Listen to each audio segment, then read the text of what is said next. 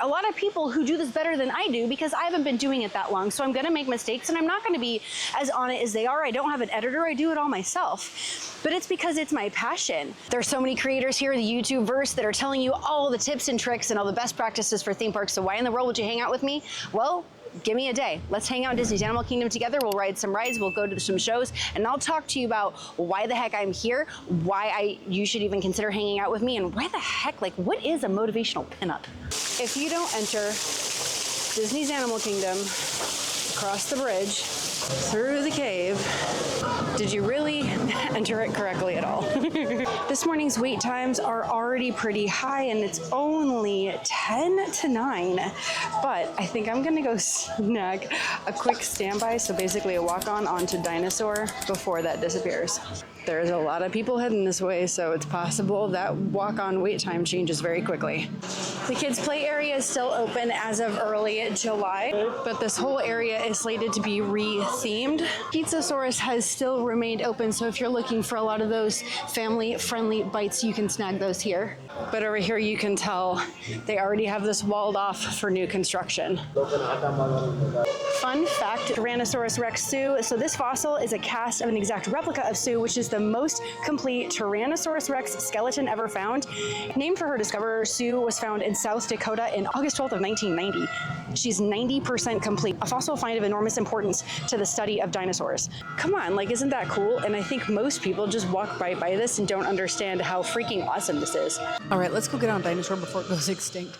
Honestly, I also really love all the information that's in here. There's so much to look at. While this ride doesn't always have a long wait time, there's a lot of really cool things to learn. And I love that the walls are textured to look like petrified plant life. I love that there's different information about the layers of the earth and how they can age it. It's just, there's so much to look at. So, I mean, while we want to jump from attraction to attraction, take a look, read, learn something new. Hope you enjoyed those quaint exhibits in the old wing. That's how dinosaurs have been presented to the public since the study of fossils began over 150 years ago. Hello there.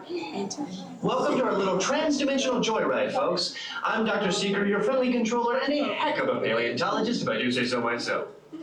But let's not talk about me. Let's talk about you and how you can help me make history today with the Time Rover. It's like this. If I can bring you back from the Cretaceous period, it stands to reason that I can bring back a live dinosaur with you. And not just any dinosaur. Take a look at this guy. He's an iguanodon, and I'm certain that he is the key to understanding these magnificent creatures. This is Seeker. Listen up. We've got to get in, grab the iguanodon, and get out before that asteroid hits. Let's roll!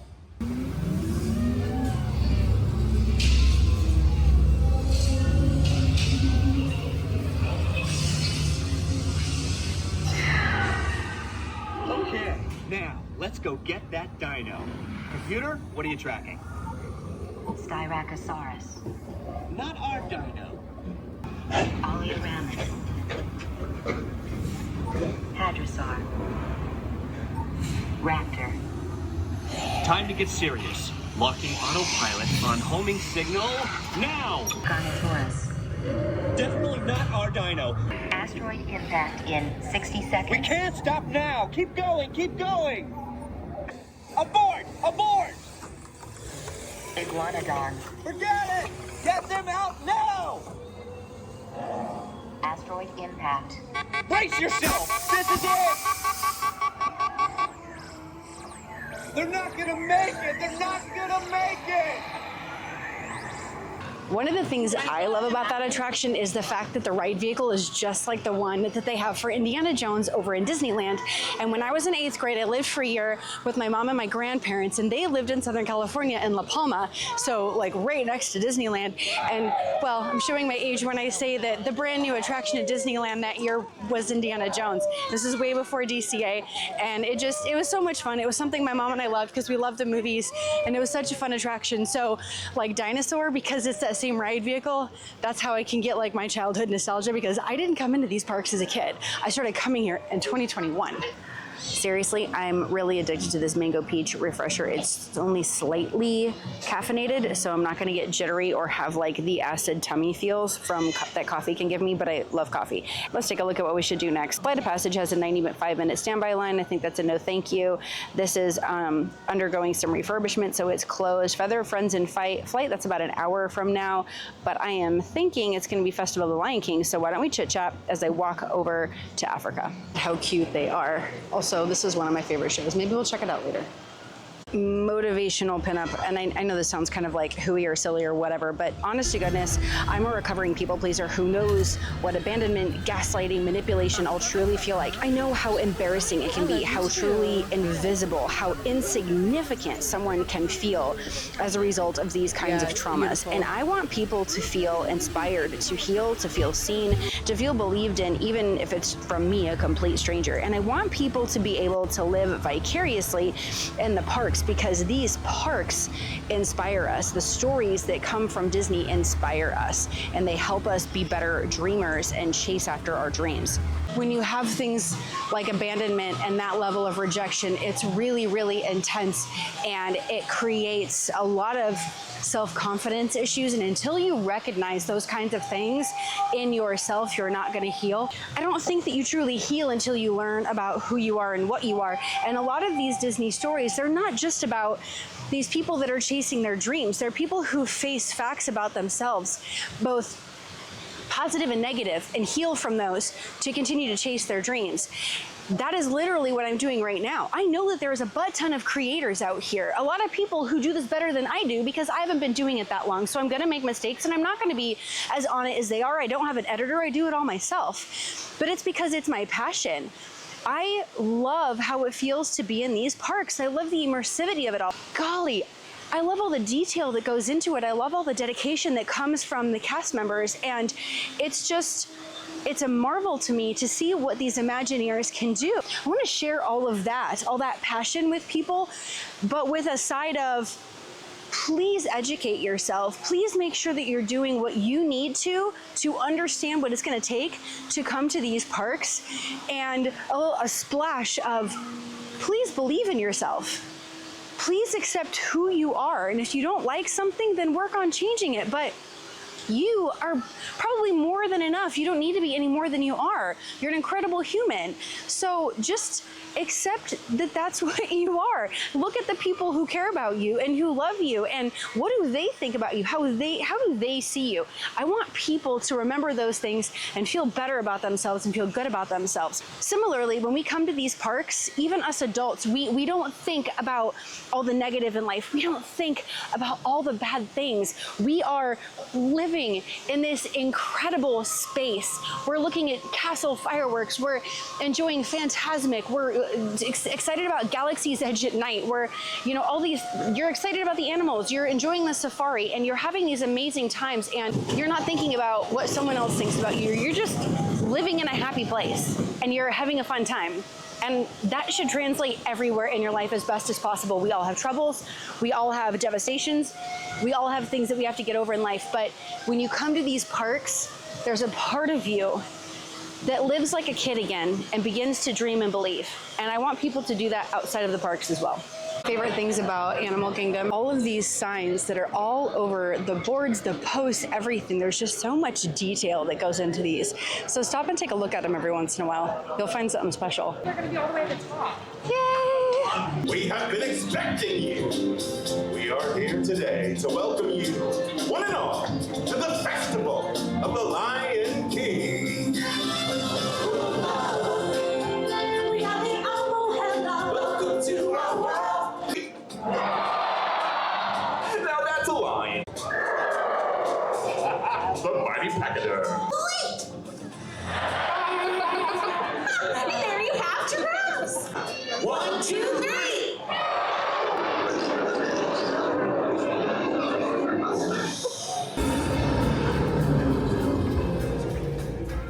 Hey guys, it looks like we're all here.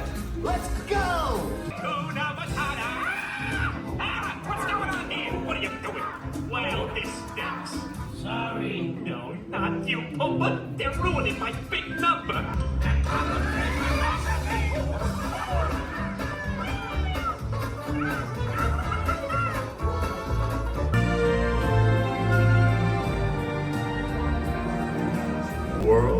perfect harmony with all its living things.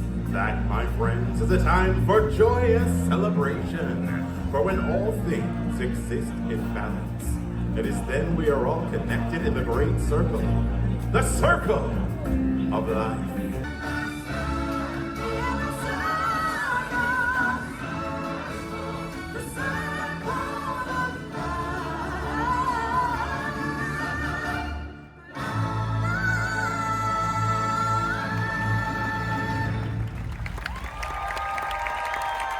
I freaking love how this land lights up at night. Have you seen it before? It is incredible. You can see even during the day that there is some paint that's mixed in with the ground and all this leaf texture. It glows something amazing.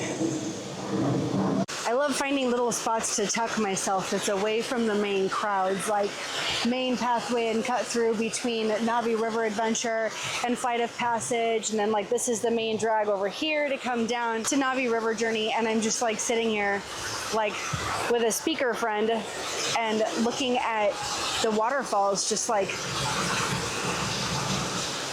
But let's go to a great spot to just like sit and exist. Legitimately going to kick back here. I'm going to show you how I can actually put my head back. So setting down my bag. Like, come on. All I hear is that waterfall. And then this is my view.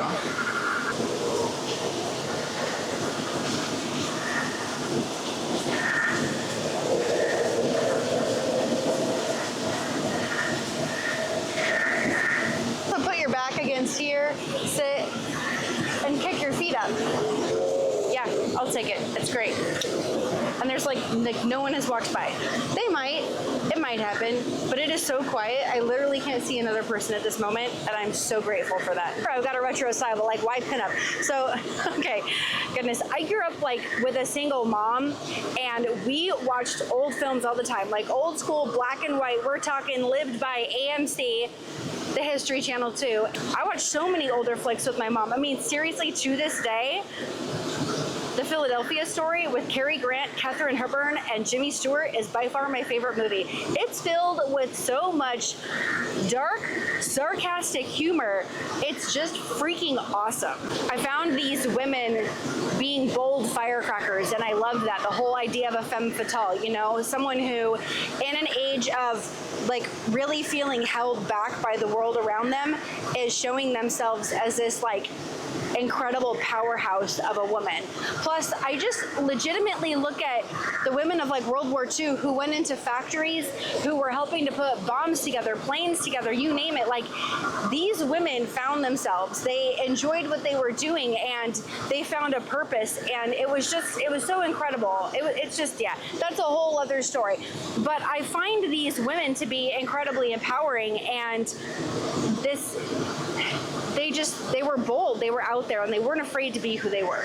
Sometimes my style is like a cutesy t-shirt, my hair just like laid out, and some shorts, right? It's super traditional and normal. I also really like a traditional like 40s to mid 50s look, you know, wet set that sets overnight. I brush it out. It's got the swoop, it's got the curls, like the true page boy kind of effect.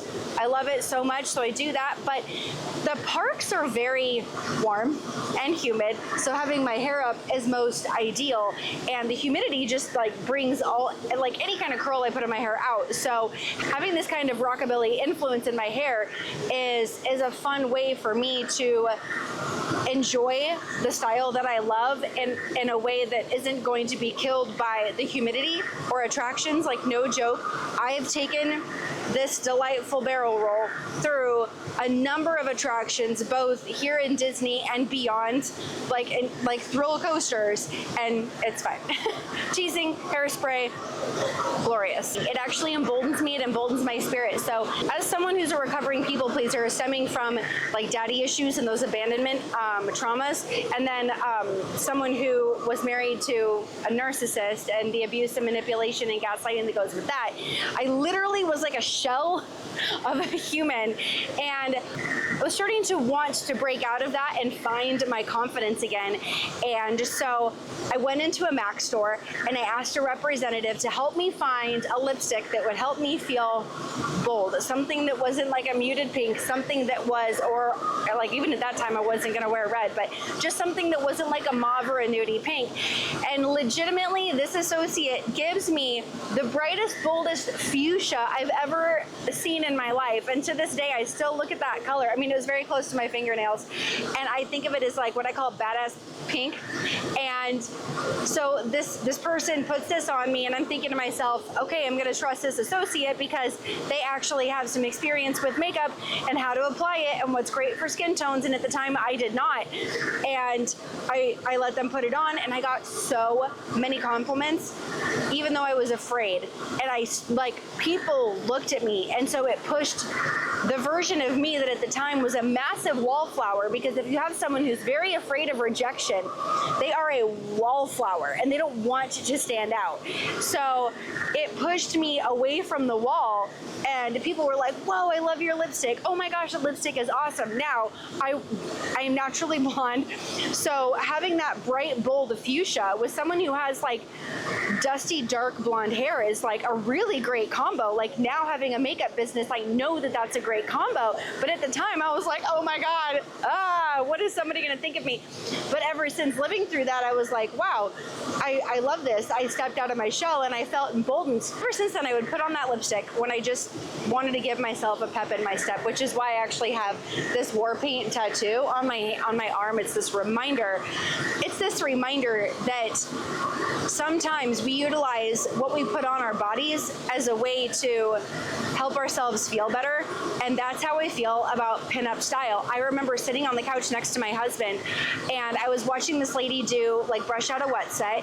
And I literally looked at it and was like, wow. I was like, God, I would love to do something like that. And he kind of pauses and he looks at me, and this is 2019. I had been going through a massive state of depression, like really bad. And he's like, why don't you? And I'm like,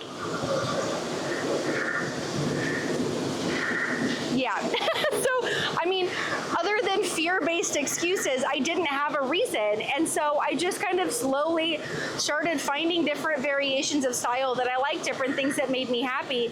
And again, as much as I like doing a full set, the humidity isn't very keen on it. So I'm looking forward to doing that more in the fall, especially for like Jollywood and Very Merry Christmas Party. That style makes me feel good. It reminds me of women who were bold and they had fewer choices, they had fewer powers. And it reminds me that it's okay to step out of your shell and just put on something that makes you feel good.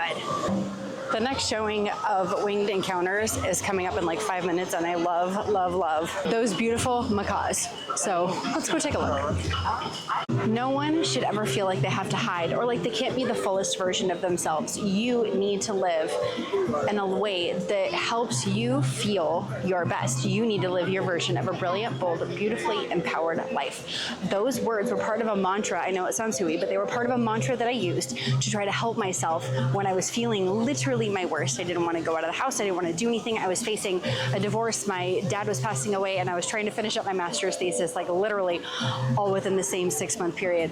And I had little drive. And the very first things that I started to tell myself is I need to be the example to my kids. I need to be the example of someone who is finding joy, of someone who's living their best life, who's chasing their dreams, because the thing that I want my kids to do, and not just my kids, but you, I want you to do this too. I want you to do what you want to, what helps you feel the most fulfilled, because we only have this one life.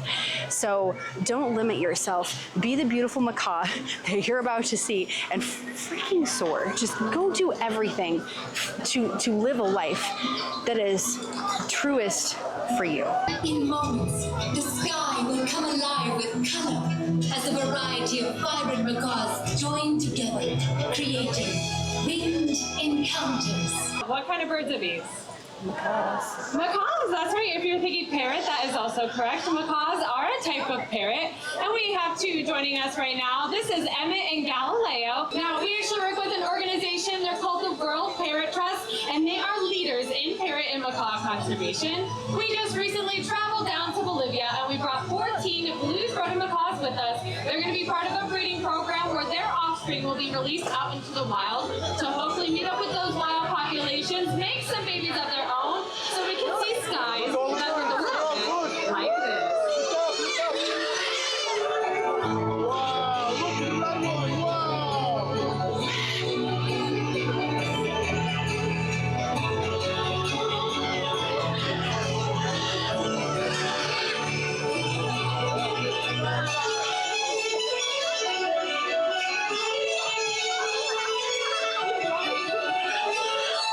Oh my goodness, these birds are all over the place today. It doesn't look like we have any of our blue-throated macaws rejoining us out here, but that is totally fine. We have a few other species out here, like the military macaw right next to me here. This is Jens. These two darker red birds over here, these are green-winged macaws. That's Raj and Vern. We have Sheldon over there as well. Marshall's hanging out, or Sean's hanging out over there by Brad. That's a blue and gold macaw. And then you see these brighter red birds right here. These are two scarlet macaws.